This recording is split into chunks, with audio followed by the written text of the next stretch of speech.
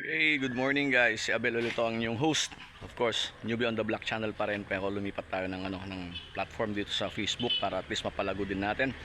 So guys, ang i-share ko naman today sa inyo is yung ating activity sa pagiging KD or Coca-Cola partner. So ayan.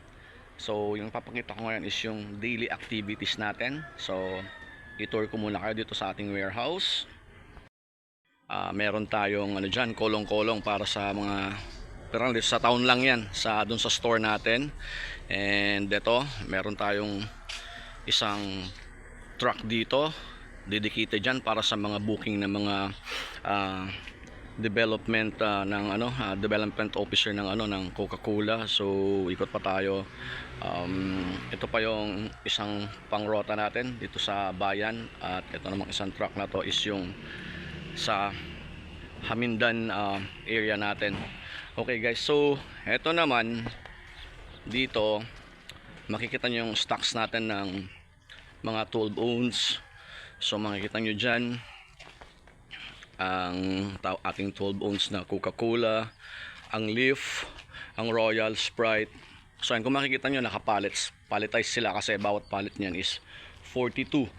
In this area naman andito ang ating mga litro. So palletized din lahat yan. Per pallets is 30. Bakit siya nakapalet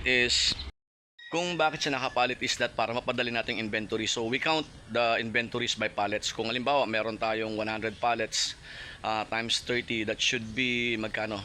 3,000, tama ba? O tama. So ayun. So ganun yung mangyayari. So ganun din dito, per pallet na ito is like 42. So you just count, kung may 10 paleta ka na 42, that should be 420 para madali yung inventaryo. So very organized yung ginagawang pag-inventory ni Coke by providing us pallet, pero hindi libre yung pallet na yun, nirerentahan natin. So ayun, ikot pa tayo. So here naman guys, in this area tinatawag nating steels. Yun yung mga non-carbonated, kumbaga mga siya, ibang product ni Coke like water, ayan, mga juices, ayan, ito yung mga tubig natin. So ayan, makikita nyo. And ayan.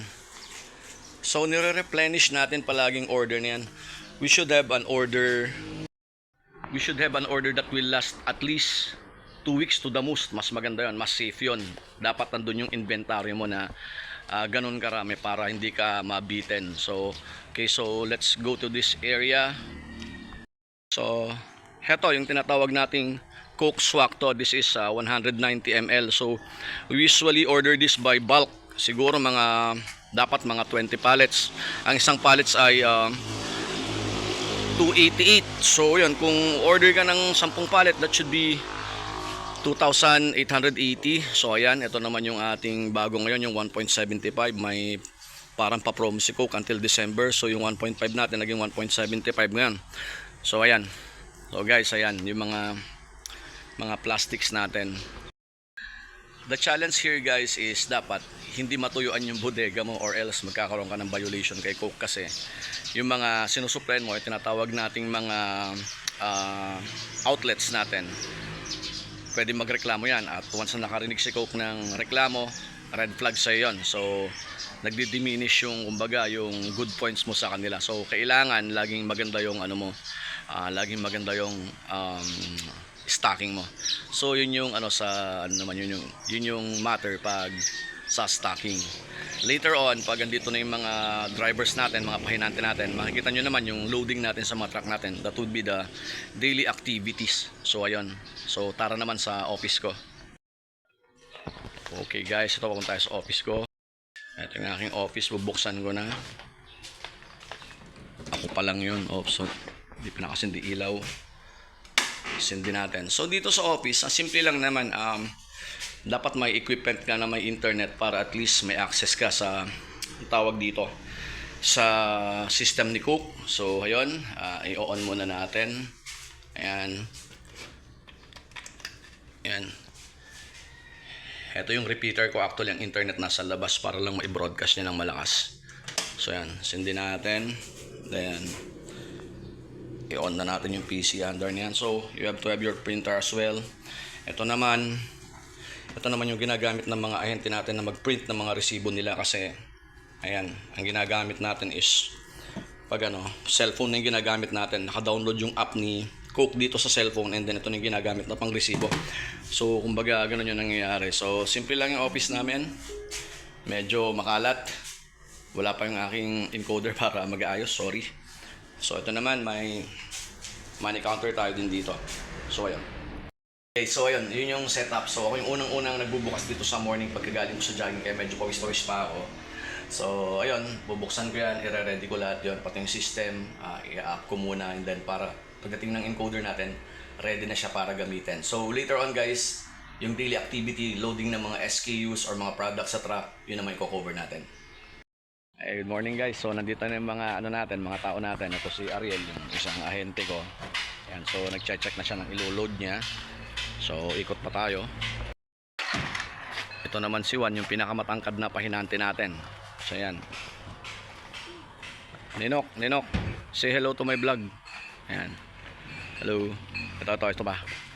Yan, nire-ready nila Freddy yung ating mga ikakarga. So, yan, bilang lahat siya. At ito naman yung ating encoder, si ma'am.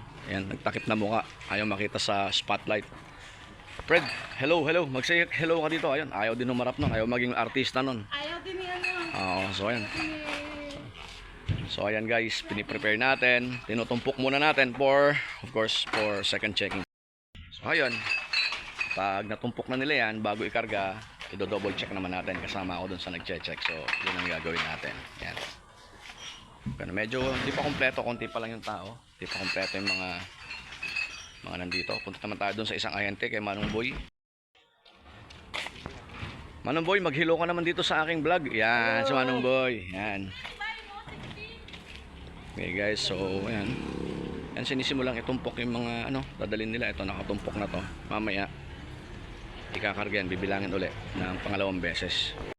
So, ang buhay kaagad ng guys, ng natin, ng warehouse natin is yung inventory. Dapat precise yun.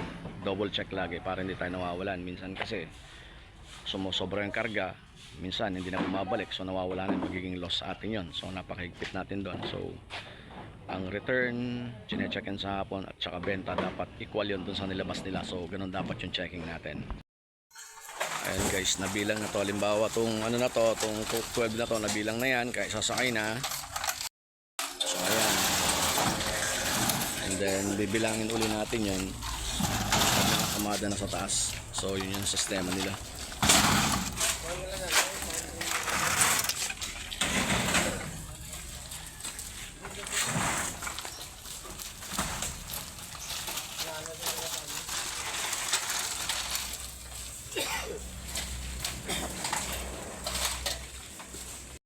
Then after that guys, syempre pag napuno na yan, tatimingin natin around mga siguro 7:30. Lalabas na yung mga yan, pipicturean natin, then sasend natin kay Cook. So ang ideal kasi dapat mga 7:30 nakalabas na yan, to the most 8 siguro, para at least kumbaga maghapon na rota, kompleto yung takbo.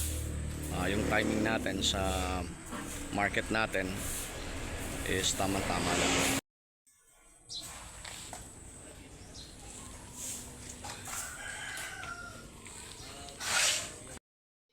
Okay guys, so yung final stage naman is yung pagkuha ng photo nung truck pag lalabas na sila. So okay, so yan, kukuha natin siya ng picture. Ayan. Today guys, ako yung truck driver ng isang truck namin kasi kinulang kami ng driver. May bigla ang delivery sa Camp Peralta. So mga project na tawag dito, nakita yung isang natin, customer natin, about 220 cases ng 100 liter na Wilkins Soyan. Okay guys,